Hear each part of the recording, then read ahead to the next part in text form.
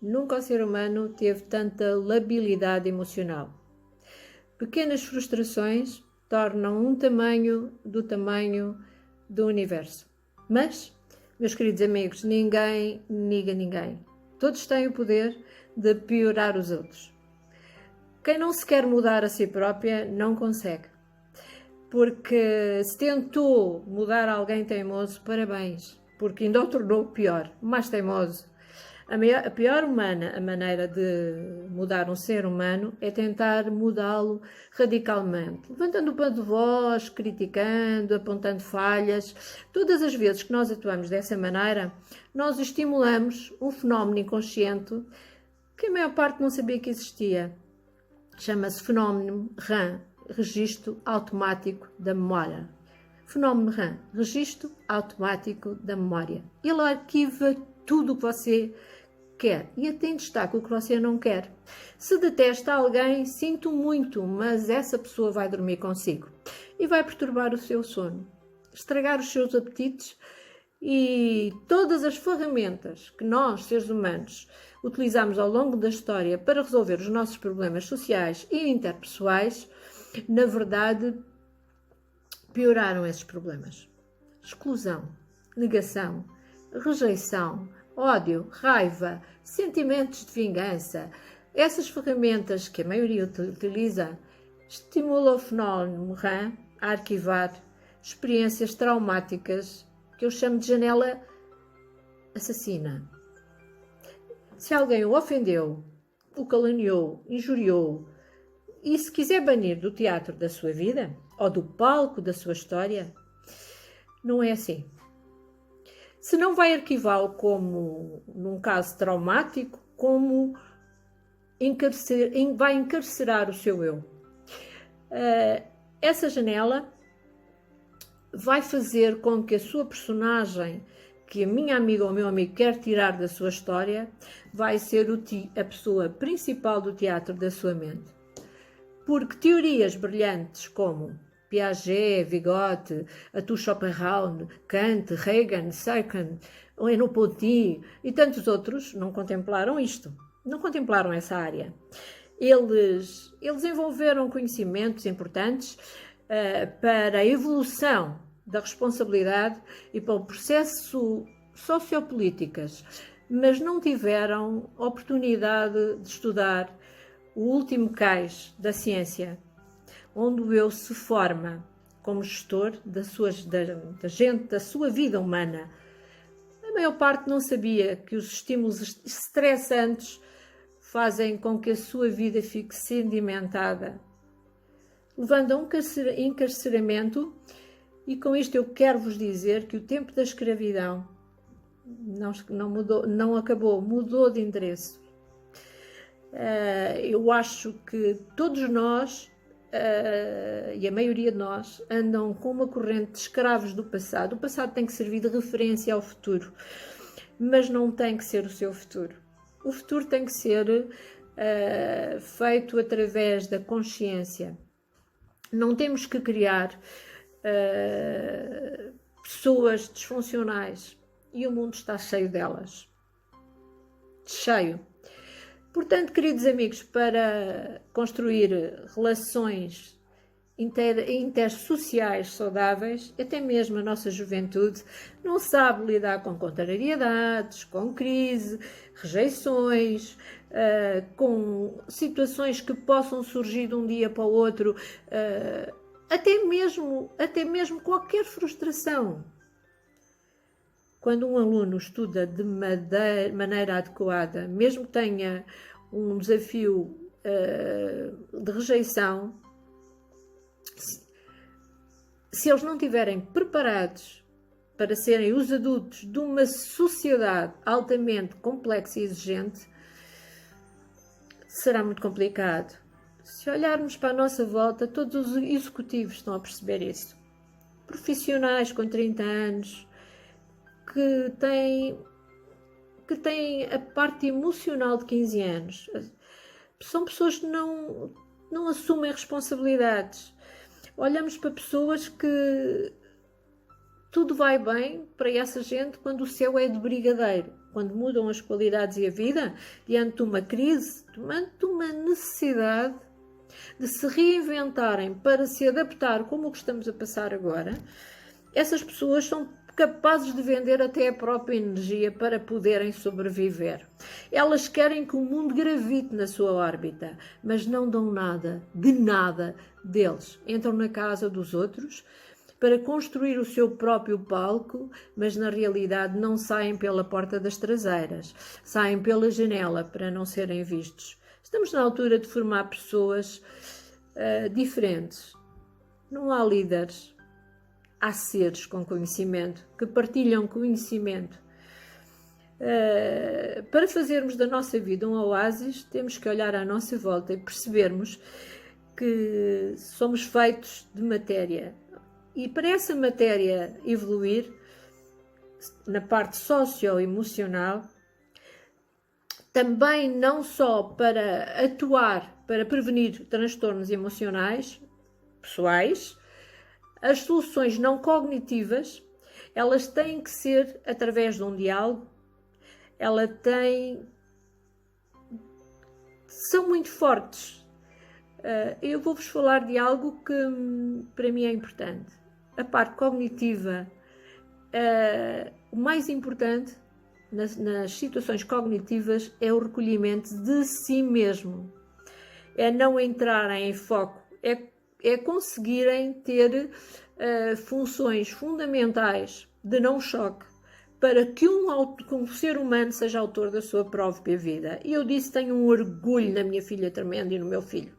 A partir dos 2 anos, eu digo que é a primeira adolescência. A partir dos 4 anos, começam as frustrações de muitas crianças pelo mundo. Não é só em Portugal, não é só ali nos Estados Unidos, China, por todo lado, por todo o mundo. As relações cognitivas que nós temos com o mundo, com os nossos filhos, é ensiná-los a pensar antes de reagir. Não é por não ser adulto porque se é impulsivo, porque se responde, porque é mal educado, não. É-se inteligente quando se faz a oração da sabedoria. Essa oração é tomar conta daquilo que nos dão para tomar conta, é recolhermos sim, mas termos a consciência que temos coisas nas nossas mãos de responsabilidade e que temos de tomar conta daquilo que nos puseram nas mãos, porque é a vida dos outros. E a maior parte banaliza, porque quando a maior parte acha que não tem que desenvolver essa função cognitiva, se foi ofendida, criticada, rejeitada ou exposta, a melhor forma a fazer é não dar resposta. Porquê? É pensar na sabedoria do sábio.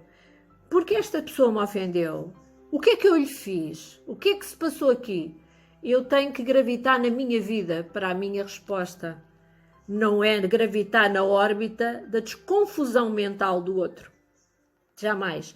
E aí eu não vou causar traumas em ninguém que me rodeia. Quem é especialista aqui em reagir ou quem é especialista em pensar antes de reagir? Quantos de vocês magoam as pessoas que mais amaram? Quantas vezes vocês não apostaram nas pessoas que vos ajudaram? Quantas vezes um piripipi no ouvido faz toda a diferença de revolta contra coisas que não são verdade? Quantas vezes as pessoas se empolgam porque é assim? Alguém ao ar livre perguntou: o que é que se passa? Eu digo-vos qual é o que se passa. Quando alguém me faz mal, há muitos anos eu ensino isto nas minhas palestras, eu escrevo na areia. Sabe porquê? Porque quem não tem fartos atira a primeira pedra. Porque quando nós escrevemos na areia, nós não submetemos ao ditador da resposta. E o ditador da resposta é sempre aquele ser humano que bombardeia, que cria dor, que cria mágoa, que cria frustrações. Porque quando nós falamos de nós temos que pensar por dois. Pensar por nós e pensar no controlo do outro. E pressionados para a atitude do outro, nós temos que respirar fundo. Quando nós fazemos, Eu estou fora da janela killer do outro. Eu estou fora da agressão daquela mulher, daquele homem. Eu estou fora das relações e estou fora das indiretas. Quem vive de indiretas não é inteligente. São pessoas que não têm um QI muito elevado. São pessoas frustradas. Temos que olhar um bocadinho da sociologia, a psicologia. Nós até podemos cumprir uma sentença, mas antes temos que ter a coragem de mudar a base do julgamento. É de maquilhar a história, de encontrar os seus fantasmas. Eu tento encontrar os meus todos os dias, em vez de tirar pedras todos os dias. Num caldeiro tão grande se fez tão pequeno para tornar os pequenos grandes. Quem? Jesus Cristo. Eu estou-vos a falar isto porque vai ser Páscoa amanhã, domingo de Páscoa, e nós, muitos de nós, quantos de nós atiramos pedras? Quantos de vocês julgam mal as pessoas? Quando as pessoas que não conseguem gerenciar a sua ansiedade para darem respostas inteligentes em associações numa sociedade moderna? Hoje em dia a função não é cognitiva quando se reage, é intuitiva. Que é estímulo-resposta. É fenómeno destes, eu dou-te. Não faz sentido. Sem controlo, sem reação num facto de tensão. Quantos professores no mundo todo, agressivos, em conversas paralelas, o que é que ele tem, o que é que ele faz? Tenta mudar a política ideacional. Mas assim os pais não entendem isto. Há dois fenómenos que entram em cena entre que o eu atua. O eu é o líder do eu, do pensamento, das ações, das vontades conscientes. E eu vejo a minha memória em milímetros de segundos e transmito de segundos em segundos a direção do eu. Como gestora da minha mente humana do meu protagonismo de vida, há dois fenómenos que em milésimos de segundos atuam. Gatilho e janela da memória. Por exemplo, quando uma pessoa tem claustrofobia, o dela claustrofobia eu não vou ter, porque o elevador, quando entrar dentro do elevador, porque o elevador é um meio de transporte mais seguro, ela entra no elevador, quando está no mínimo de trepidação, ela detona o gatilho, o primeiro fenómeno inconsciente, abre aquela janela, segundo fenómeno, que é a janela traumática, e o que é que acontece? Há milhões de dados que abrem naquela mente e há um ataque de pânico. É o chamado segundo ato do teatro mental. E é aquela pessoa inteligente reage como um menino de 2, 3 anos. É o mesmo fenómeno que ocorre quando aqueles homens que querem eliminar a imagem de alguém, a vossa, quando abrem essa janela de maldade, de reação, eu estou a falar no geral, não estou a falar para ninguém. Porque eu costumo dizer que quem nunca errou, que atira a primeira pedra. São atitudes de miséria, são atitudes de irracionalidade. E acabam por se destruir e causar atrocidades na vida deles e na vida de toda a gente. Isto é um fenómeno que ocorre a cada momento na vida, na sociedade, no trabalho, nas relações interpessoais, afetivas, relacionais, os traumas dos outros, as fobias, a arrogância, a impulsividade vêm ao de cima e principalmente a falta de educação.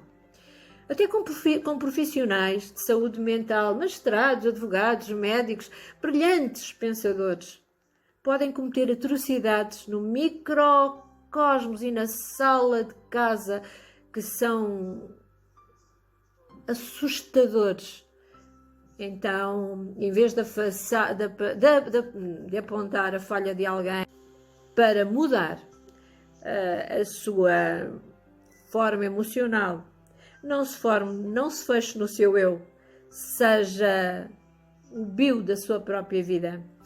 E a melhor política relacional dentro da psicologia universal é exaltar quem é, valorizar a primeira pessoa, ter a capacidade e a inteligência de dizer: eu aposto em mim, eu vou mudar o meu comportamento, eu vou reinventar a minha história. E pode escrever os capítulos fantásticos e mais importantes da sua história de vida.